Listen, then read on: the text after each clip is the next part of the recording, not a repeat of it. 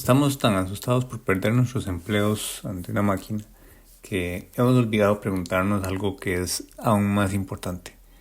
¿En qué momento permitimos que un empleo definiera quiénes somos? Y bueno, en este video les voy a explicar por qué, aunque suene un poco extraño, que una máquina nos reemplace podría ser en realidad la oportunidad más grande para volvernos un poco más humanos. Y bueno, para ver esto hay que comprender primero a mayor profundidad qué es el trabajo y cuál es nuestra relación con esta idea y qué es lo que entendemos y lo que entendimos antes por el trabajo. Entonces les voy a contar un poco para ver si logramos comprender qué tan grave es nuestra situación y cómo podemos llevarla hacia algo más aceptable que un miedo. Entonces vamos con eso. El trabajo no siempre fue algo que temiéramos perder, sino que más bien era algo que evitábamos y que incluso era visto casi como una maldición. Por ejemplo, en el Génesis, al puro principio, al Adán ser expulsado del Edén es condenado básicamente a trabajar. También en la antigüedad, en la Edad Media, la meta ideal no era tener un gran empleo, sino que más bien era alcanzar lo que llamaban la otredad o el descanso, porque el trabajo era el recordatorio diario de la caída de Adán. Por otro lado, en la antigua Grecia, la de los filósofos, que ya ahí pues teníamos otras ideas que estaban fuera del cristianismo también, existía una diferencia bastante radical en estas actividades humanas. Por un lado, el trabajo era visto como algo que deformaba el cuerpo, y lo que es aún peor, era visto como algo que esclavizaba la mente. Al estar obligado a producir para sobrevivir, el hombre perdía la libertad. Y bueno, la palabra griega para el trabajo, que era ponos, básicamente comparte la raíz con la palabra pena o sufrimiento. Luego, el ocio, que ellos lo llamaban escolé, no significaba no hacer nada, sino que significaba dedicarse a las actividades humanas, como la política, la filosofía, el deporte, la guerra, que eran las actividades principales que tenían ellos en aquellos tiempos, y por eso desarrollaron tanto pues todo esto. El ciudadano libre, griego o ateniense, aspiraba a la autosuficiencia. Depender de un patrón o de un salario era más bien considerado como una forma de esclavitud voluntaria. Probablemente ni siquiera era algo que hicieran voluntariamente. El que trabajaba para otro no era dueño de su tiempo, y para los atenienses el ser dueño de su propio tiempo era la definición de libertad. Por eso el trabajo asalariado era visto más bien con desprecio. Esto es una idea completamente diferente a lo que vemos hoy en día, ¿verdad? Sin embargo, en aquel tiempo pues era así. Filósofos como Aristóteles argumentaban que las profesiones manuales obligaban al hombre a estar sentado y que eso afeminaba el cuerpo y consumía el vigor necesario para servir a la ciudad. Entonces, imagínense qué pensaría Aristóteles del día de hoy. Pero bueno, incluso Aristóteles llegó a decir que en una ciudad ideal ningún ciudadano debería llevar una vida de trabajo manual o de comerciante, porque tal vida es innoble y pues era algo que estaba alejado de las virtudes. Aquí pues es muy importante notar que los atenienses podían permitirse evitar el trabajo porque su sistema descansaba sobre una enorme población de esclavos. El trabajo era tan maldito, por así decirlo, que se le dejaba a las personas que no tenían derechos. y bueno, aquí hay como algo muy importante, y es que este punto de vista del trabajo completamente cambió a lo que pensamos hoy en día muchos del trabajo. Entonces, ¿cómo pasamos de ver el trabajo como un castigo divino a comprenderlo, a convertirlo en el eje central de nuestra identidad y nuestra mayor fuente de ansiedad. Y bueno, antes de la Reforma Protestante, el camino a la salvación era la vida contemplativa. La vida contemplativa era básicamente el ocio, que ya habíamos comentado con los griegos, que no era exactamente estar desocupado, sino que era un espacio de meditación, de oración, de contemplación, en el que se desarrollaba la mente y las ideas.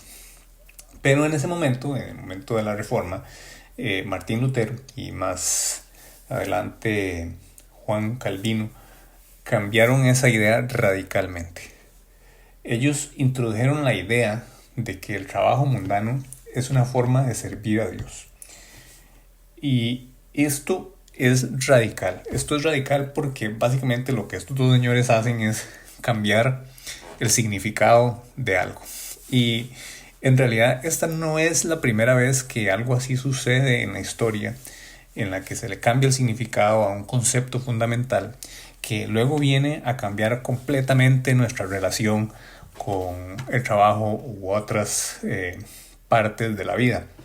De hecho, también en estos ámbitos religiosos ya se les había cambiado de significado a conceptos como la eternidad y el tiempo, y pues esto también suma a toda esta situación que les estoy contando sobre el trabajo, porque nuestra relación con el tiempo también tiene que ver muchísimo que ver con nuestro uso del tiempo de manera productiva. Más sin embargo, no voy a profundizar en el tiempo hoy porque estamos hablando de trabajo. Sin embargo, esto es muchísimo más amplio y se puede irnos por un montón de ramas. En todo caso, estos señores cambiaron el significado.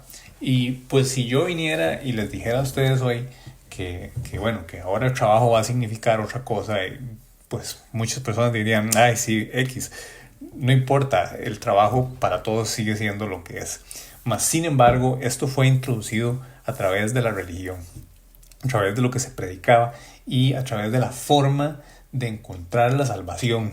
Entonces, una de las cosas que pasó, que habla Max Weber en su libro La ética protestante y el espíritu del capitalismo, él explica que el calvinismo creía en la predestinación, que básicamente es que Dios ya había decidido quién se salva. Y eso generaba pues angustia y la pregunta de, bueno, ¿y cómo yo sé si yo me salvo? ¿Cómo yo sé si me va a salvar si soy elegido? Y bueno, la respuesta que ellos encontraron justamente fue que el éxito material era que si a uno le iba bien en los negocios era una señal de que uno tenía el favor de Dios. Entonces, básicamente todo esto fue lo que empezó a generar no solo una nueva visión del trabajo, ya no como un castigo divino, sino que también más bien creó una compulsión por trabajar sin descanso. No para gastar dinero en ese entonces, porque eso más bien era algo como pecaminoso, sino para confirmar la salvación. Y ahí es donde nace esta necesidad de producir. Y bueno, esta idea se va a ir expandiendo dentro de la religión y probablemente no fue como que ellos necesariamente fueron predicando la idea tal cual. Sin embargo, es un concepto fundamental que iba a estar explícito, implícito en todos, en sus prédicas, en toda su forma de comprender la idea religiosa, y que se iba a ir filtrando en el estilo de vida de las personas. De pronto, los protestantes iban a tender más a buscar trabajos laboriosos en fábricas, etcétera, mientras que por ahí todavía los católicos buscaban trabajos más humanistas, más relacionados con el arte y este tipo de cosas que tal vez no eran tan productivas. Mas, sin embargo, esta mentalidad del protestantismo fue lo que más adelante se iba a secularizar con la llegada de las máquinas y la revolución industrial, las fábricas, y entonces ya no se iba a necesitar creer en Dios para sentir esa presión de producir. El sistema económico ya no se iba a obligar a eso. Esto pues tal vez no sucedió al mismo tiempo en todos los lugares del mundo, porque en ese entonces el mundo no era tan globalizado. Más sin embargo, ahí fue empezando a dar nacimiento a esta idea del capitalismo y del consumismo. También a la idea materialista, que básicamente es la que empieza a deificar la ciencia y toda esta forma material de ver las cosas que también es como una idea fundamental. Sin embargo, lo que pasa con el materialismo es que el materialismo falla en explicar varias de estos conceptos fundamentales. Y bueno, termina todo esto amarrándose y convirtiéndose básicamente en la estructura de este sistema que tenemos hoy en día, más o menos, porque la cosa todavía sigue avanzando. En esa época de la revolución industrial, pues el reloj de la fábrica empezó a reemplazar los ciclos naturales. El trabajador ya no tenía pues control sobre su propio tiempo, y cómo lo dedicaba a las diferentes tareas de su hogar, ¿verdad? O el campesino que tenía sus cosechas, y comienzan a convertirse en una pieza de una máquina, básicamente. De nuevo, pues aquí es justamente donde empieza a ser reemplazado, y tal vez por primera vez, un montón de trabajadores por máquinas. Entonces, este tema de la inteligencia artificial tal vez no es la primera vez que nos pasa, ya es algo que tal vez nos ha ocurrido, pero a otra escala. Al aparecer un montón de tractores y otras máquinas de trabajo, se empieza a requerir de menos trabajadores en el campo, y al aparecer un montón de fábricas en las ciudades, pues empieza a desplazarse toda esta cantidad de gente, se empiezan a vaciar el campo, y comienza toda una transformación del paisaje laboral y del paisaje literal. En ese sistema que había antes, el gremial feudal, el trabajador tenía un lugar fijo.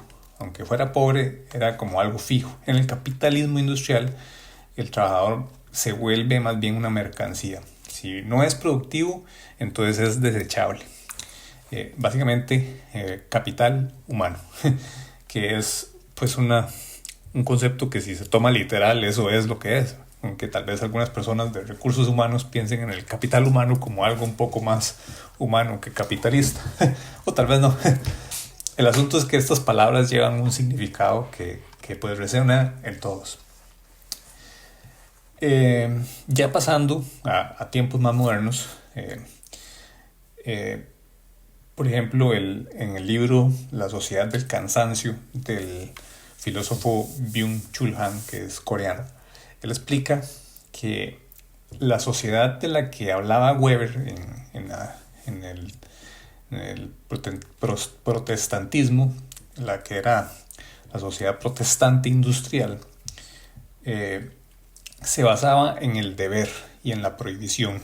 Era una época que estaba muy regida por todo este deber religioso. Era una sociedad de mandatos.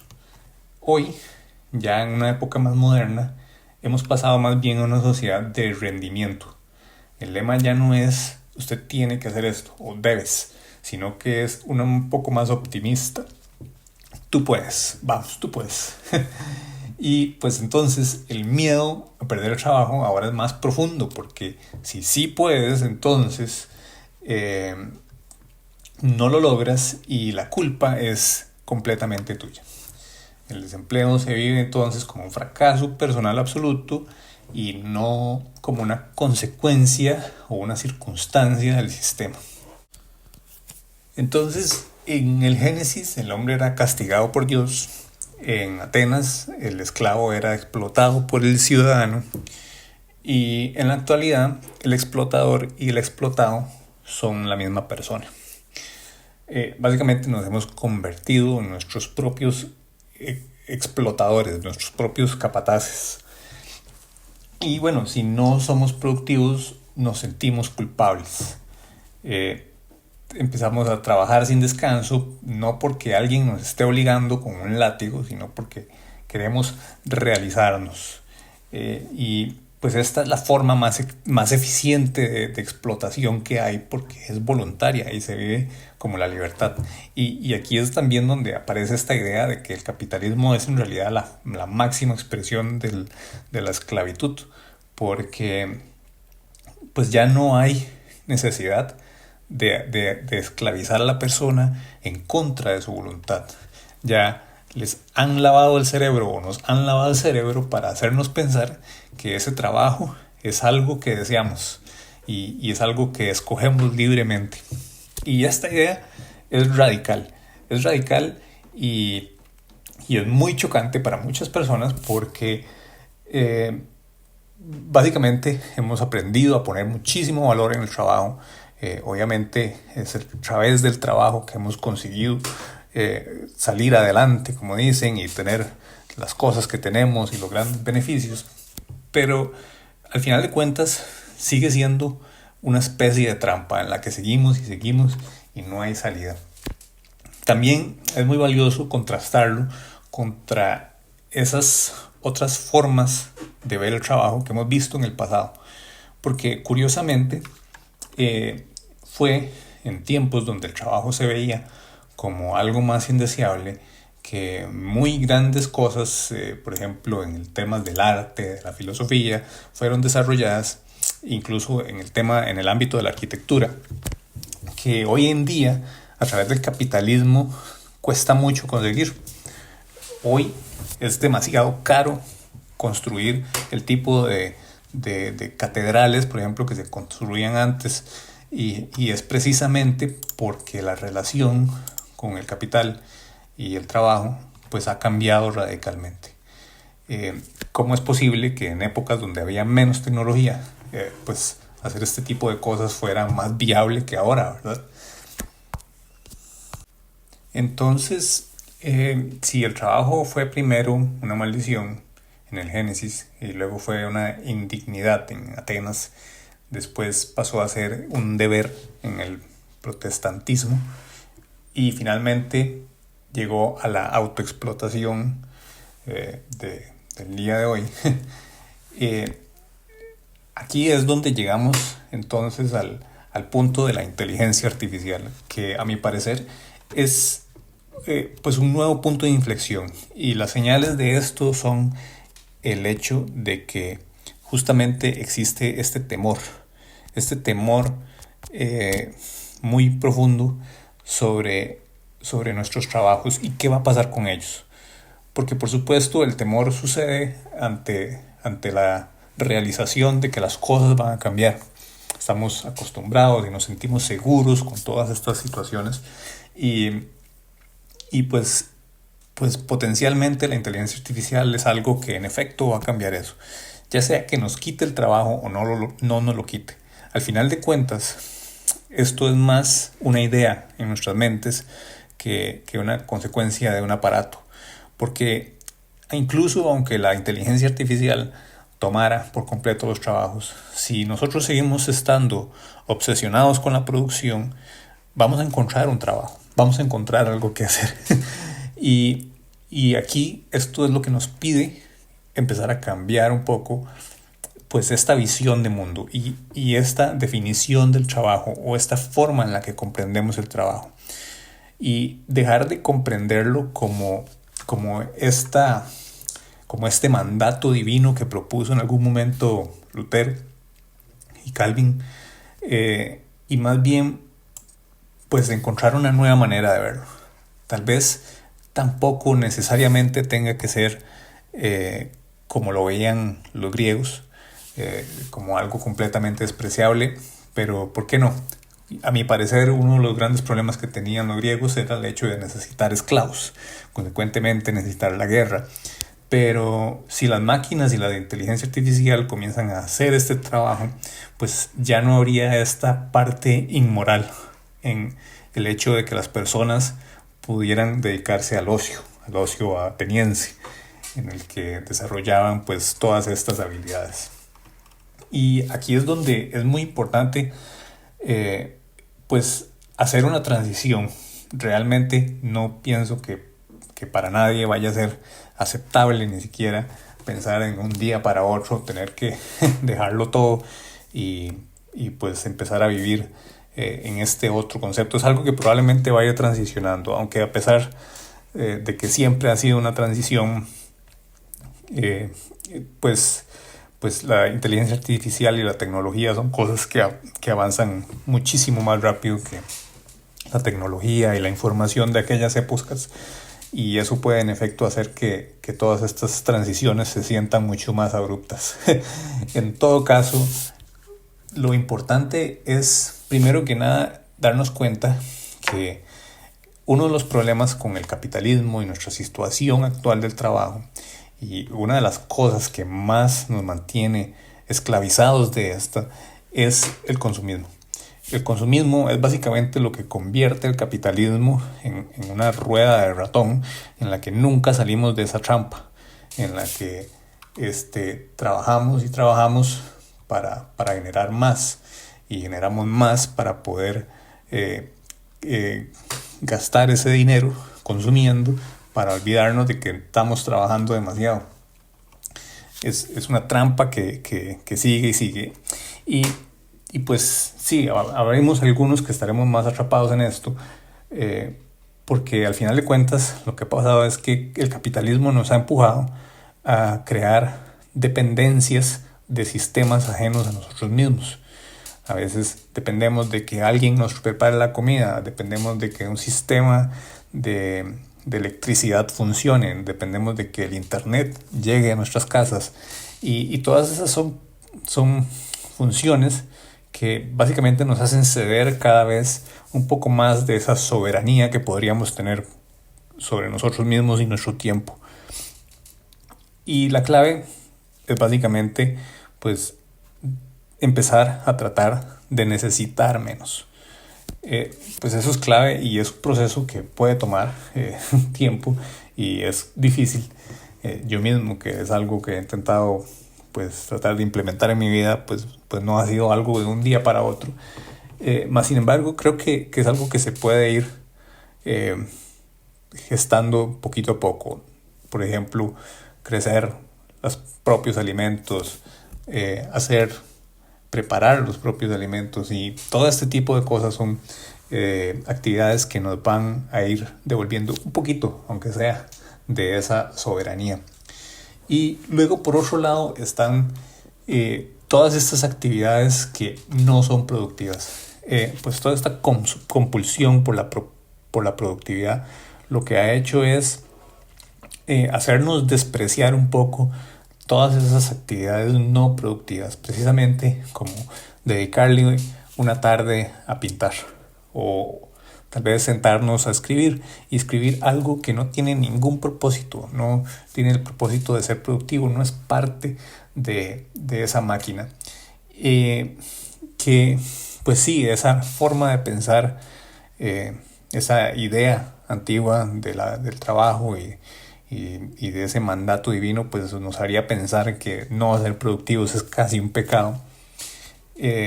Pero tratar de volver a eso, aunque sea un poquito, porque realmente ahí es donde vamos a encontrar muchísimo valor, y también es donde vamos a encontrar algo dentro de nosotros mismos que nos va a servir para encontrar qué tal vez va a ser eso nuevo a lo que vamos a poder dedicarle nuestro esfuerzo y nuestra energía. Al final de cuentas, el trabajo no necesariamente es lo que nos tiene que definir, sino que lo pueden ser muchas otras cosas más. Y pues todo esto es la consecuencia de un cambio en una definición. Y la inteligencia artificial, la tecnología moderna, las telecomunicaciones, lo que han hecho precisamente es cambiar todas las definiciones o ponerlas en cuestión. Así que los dejo con eso. Y bueno, déjenme en los comentarios qué les ha parecido toda esta idea. Les agradezco mucho si llegaron hasta aquí. Ha sido un video largo y bastante complicado de hacer. Son grabaciones de audio y de video por separado. Y bueno, sus comentarios siempre me ayudan mucho. Gracias y hasta luego.